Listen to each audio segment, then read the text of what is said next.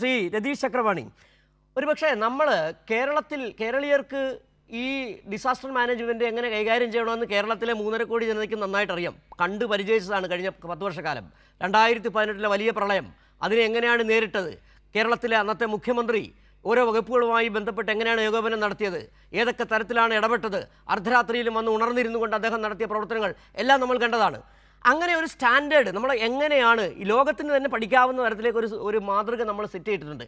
അവിടെ നിന്നുകൊണ്ടാണ് ഇത് LDF സർക്കാർ ചെയ്തു വെച്ച ഈ നല്ല കാര്യമായ ഒരു കാരണവശാലും ഞങ്ങളത് പിന്തുടരില്ല. ഇത്തരത്തിലൊരു പ്രളയം കേരളത്തിലെ മാറി വരുന്ന കാലാവസ്ഥയുടെ രീതികളെക്കുറിച്ച് നമുക്ക് എല്ലാവർക്കും അറിയാം. മലയാളികൾ നല്ല രീതിയിൽ ബോധവൽക്കരണം ഉള്ളവരാണ്. അവിടെ നിന്നുകൊണ്ടാണ് VD സതീശൻ ഇന്ന് പത്രസമ്മേളനത്തിലടക്കം നിന്ന് വാചകമടിച്ചുകൊണ്ട് ജനങ്ങളെ പറ്റിക്കുന്നത്. ആ ബെഞ്ച് മാർക്ക് നമ്മൾ കൃത്യമായി ഉണ്ടാക്കിയിട്ടുണ്ട്, നമുക്ക് എല്ലാവർക്കും അറിയാമത്. അവിടെ ഈ പറ്റിക്കൽ നടത്തുന്നത് മനുഷ്യന് മനസ്സിലാവില്ലേ? ഈ പരിഹാസ്യനാവുകയല്ലേ ഈ VD സതീശൻ?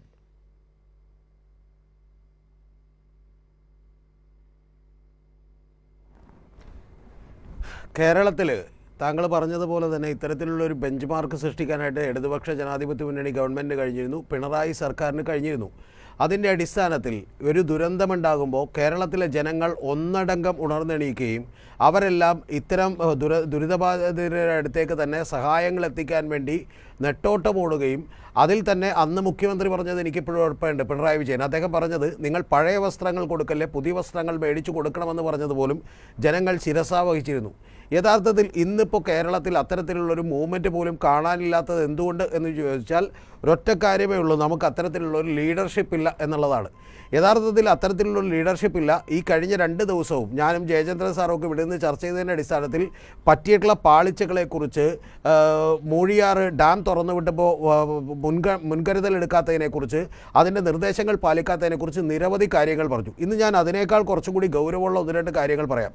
യഥാർത്ഥത്തിൽ ഇന്ന് നമ്മുടെ മുഖ്യമന്ത്രി VD സതീശൻ്റെ പത്രസമ്മേളനം കണ്ടപ്പോൾ നമ്മൾ വിചാരിച്ചത് അതിലൂടെയെങ്കിലും അദ്ദേഹം തിരുത്താൻ ശ്രമിക്കുമെന്നാണ്. പക്ഷെ തിരുത്താൻ ശ്രമിച്ചില്ല എന്ന് മാത്രമല്ല, അദ്ദേഹം യഥാർത്ഥത്തിൽ പച്ച നുണ പറഞ്ഞുകൊണ്ട് കേരളത്തെ പറ്റിക്കുകയാണ് ചെയ്തത് എന്നുള്ളതിന് ഞാൻ ഉദാഹരണങ്ങൾ പറയാം. അദ്ദേഹം ആദ്യം പറഞ്ഞത് എന്താ, നമുക്ക് അത്തരത്തിൽ IMDക്കൊക്കെ തന്നെ ലിമിറ്റേഷൻ ഉണ്ട്, ഇന്ത്യൻ മെറ്റീരിയോളജിക്കൽ ഡിപ്പാർട്ട്മെൻറ്റിന് ലിമിറ്റേഷൻ ഉണ്ട്. അവർ യഥാർത്ഥത്തിൽ നമുക്കൊരു മുന്നറിയിപ്പ് തന്നിരുന്നില്ല. തന്നിട്ടുണ്ടെങ്കിൽ തന്നെ നമുക്ക് ഒരിക്കലും ഒരു നടപടികൾ എടുക്കാനുള്ള സമയം പോലും നമുക്ക് കിട്ടില്ല എന്നാണ് ഇന്ന് കേരളത്തിൻ്റെ മുഖ്യമന്ത്രിയായിട്ടുള്ള VD സതീശൻ വളരെ അലംഭാവത്തോടുകൂടി അവിടെ നിന്ന് പറഞ്ഞത്. എൻ്റെ കയ്യിലിപ്പോൾ ഒരു റിപ്പോർട്ട് ഇരിക്കുന്നുണ്ട്. അത് 31/7/2026, അതായത് ഇത് തുടങ്ങുന്ന ദിവസം 3 മണിക്ക് വൈകുന്നേരം IMD പുറപ്പെടുവിച്ച പ്രസ് ബുള്ളറ്റിനാണ്. ആ പ്രസ് ബുള്ളറ്റിൽ പറയുന്ന ഏറ്റവും ആദ്യത്തെ കാര്യമെന്ന് പറയുന്നത് വിഷയം കേരളത്തിൽ അടുത്ത 2 ദിവസങ്ങളിൽ കനത്തതോ അത്യന്തം കനത്തതോ ആയിട്ടുള്ള മഴയ്ക്ക് സാധ്യതയുണ്ടെന്നുള്ളതാണ്. 4 പേജുള്ള റിപ്പോർട്ടാണ്, ഞാനത് മുഴുവൻ വായിക്കുന്നില്ല. അതിൽ പറയുന്ന ഏറ്റവും ഒരു ചെറിയ വരി കൂടി വായിക്കാം. അന്തരീക്ഷത്തിൻ്റെ താഴ്ന്ന തലങ്ങളിൽ കേരളത്തിലും ലക്ഷദ്വീപ് മേഖലയിലും ശക്തമായ പടിഞ്ഞാറൻ വടക്ക് പടിഞ്ഞാറൻ കാറ്റുകൾ വീശുന്നു. ഇവയുടെ സ്വാധീനത്താൽ കേരളത്തിൽ ജൂലൈ 31, ഓഗസ്റ്റ് 1 തീയതികളിൽ ഒറ്റപ്പെട്ട സ്ഥലങ്ങളിൽ കനത്തതോ 24 മണിക്കൂറിൽ 7 അല്ലെങ്കിൽ 13 സെൻറ്റിമീറ്റർ വരെ, അത്യന്തം കനത്തതോ അതായത് 24 മണിക്കൂറിൽ 20 സെൻറ്റിമീറ്റർ വരെ ആയ മഴയ്ക്കും ഓഗസ്റ്റ് 2 കനത്ത മഴയ്ക്കും സാധ്യതയുണ്ട്. ലക്ഷദ്വീപിൽ ജൂലൈ 31, ഓഗസ്റ്റ് 1 തീയതികളിൽ എന്ന് പറഞ്ഞ് ലക്ഷദ്വീപിലെ കാര്യം തുടങ്ങുകയാണ്. എന്ന് പറഞ്ഞാൽ ഇത്തരത്തിലുള്ളൊരു മുന്നറിയിപ്പ് യഥാർത്ഥത്തിൽ ഇന്ത്യൻ മെറ്റീരിയോളജിക്കൽ ഡിപ്പാർട്ട്മെൻറ്റ് കേരള ഗവൺമെൻറ്റിന് നൽകിയിട്ടും നമ്മളത് വേണ്ടത്ര ഗൗരവത്തിലെടുത്തിരുന്നു എന്നുള്ളതാണ് ഏറ്റവും ആദ്യം സംശയം. മുഖ്യമന്ത്രി പറയുന്നത് അങ്ങനെ ഒരു റിപ്പോർട്ട് നമുക്ക് കിട്ടിയിരുന്നെങ്കിൽ, അതായത് വൈകുന്നേരം 3 മണിക്ക് കിട്ടുന്ന റിപ്പോർട്ടാണെങ്കിൽ നമുക്ക് രാത്രി 11 മണിയോടെയാണ് മഴ കനത്തതെങ്കിൽ, നമ്മൾ റെഡ് അലർട്ടുകൾ പ്രഖ്യാപിച്ചതെങ്കിൽ നമുക്ക് എത്രത്തോളം സമയമുണ്ടായിരുന്നു എന്നുള്ളതൊന്ന് ആലോചിക്കണം. അപ്പോൾ അത്തരത്തിലുള്ള കാര്യങ്ങളൊന്നും ഗൗരവത്തിലെടുക്കാതെ അത്യന്തം നിരാശാജനകമായിട്ടുള്ള ഒരു പ്രകടനമാണ് ഈ ഗവൺമെൻറ് കാഴ്ചവെക്കുന്നത് എന്നുള്ളത് മറന്നുപോകരുത്. യഥാർത്ഥത്തിൽ താങ്കളിവിടെ പറഞ്ഞതുപോലെ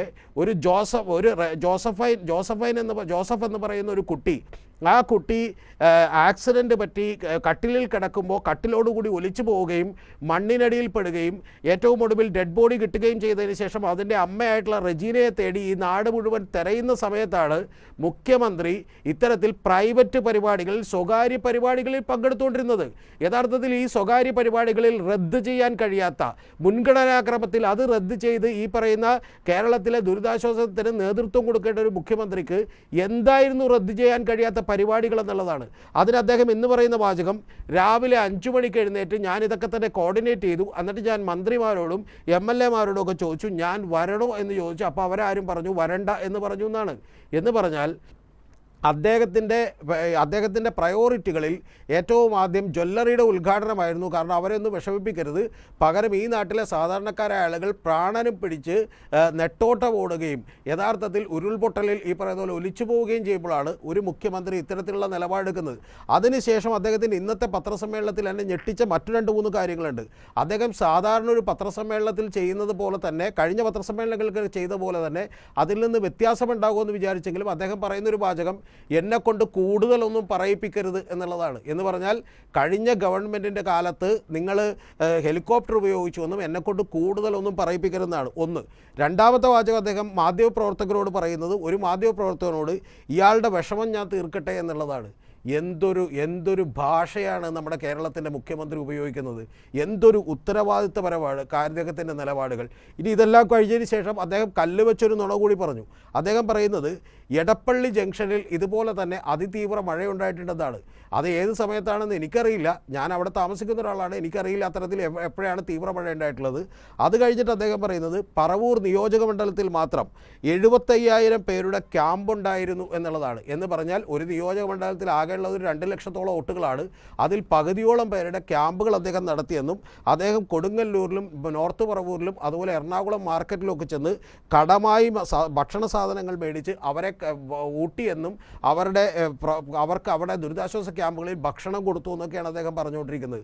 എന്നിട്ട് അദ്ദേഹം വളരെ ഈ കാര്യങ്ങളൊക്കെ തന്നെ ട്രിവിയലൈസ് ചെയ്യാൻ വേണ്ടി അദ്ദേഹം ലാസ്റ്റത്തെ ഒരു നമ്പർ കൂടി ഇറക്കി. അത് കഴിഞ്ഞ മുഖ്യമന്ത്രി നിരാഹാരം കിടന്നാണ് പ്രളയത്തെ നേരിട്ടത് എന്നെനിക്കറിയാൻ പാടില്ലായിരുന്നു, ഞാൻ തെറ്റ് ചെയ്തു പോയി, അതായത് ഞാനൊന്ന് ഭക്ഷണം കഴിച്ചു പോയി എന്ന് പറഞ്ഞുകൊണ്ട് യഥാർത്ഥത്തിൽ ഇതുവരെ ഉണ്ടായിട്ടുള്ള എല്ലാ കാര്യങ്ങളെയും നിസാരവൽക്കരിക്കുകയും അത് കഴിഞ്ഞതിന് ശേഷം അദ്ദേഹം പറയുന്നത് ഈ ക്യാമ്പുകളിലെല്ലാം തന്നെ എല്ലാം ഭദ്രമാണ്, എല്ലാം സുഭിക്ഷമായി നടക്കുന്നുണ്ട്, ഒരു കുഴപ്പവുമില്ല, 316 ക്യാമ്പുകളിലായി 11,018 പേരുണ്ട്, അവരെല്ലാം നന്നായി നടക്കുന്നു എന്നാണ്.